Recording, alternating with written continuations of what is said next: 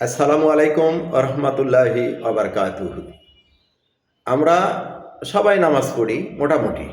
এই নামাজ পড়ার সময় আমরা সবাই কি করি? আলহামদুলিল্লাহ সূরা পড়ি এবং সেখানে এক সময় যা আমরা বলি ইহদিনাস সিরাতাল মুত্তাকিন, হে আল্লাহ তুমি আমাদেরকে মুত্তাকিম সরল সোজা পথে আমাদেরকে চালাও, তোমার নবী রাসূল যে পথে গিয়েছে আমাদেরকে সেই পথে নিয়ে চলো।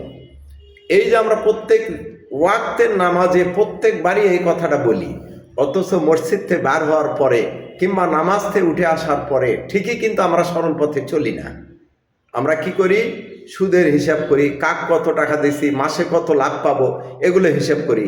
মানুষের সাথে খারাপ আচরণ করি, খারাপভাবে চলাফেরা চিন্তা করি। তাহলে আল্লাহ তাআলার কাছে আমরা বারবার কথা দিলাম যে আল্লাহ তুমি আমাদেরকে সরল সোজা পথে চালাও, কিন্তু আমরা কি করলাম? নামাজ থেকে বাইরে এসে বারবার মুনাফিকি করতেছি। এটা আল্লাহর সাথে সবচেয়ে বড় ধরনের একটা মুনাফিকি। এই মুনাফিক থেকে আল্লাহ তাআলা যেন আমাদেরকে তৌফিক দান করেন। আসসালামু আলাইকুম ওয়া রাহমাতুল্লাহি ওয়া বারাকাতুহু।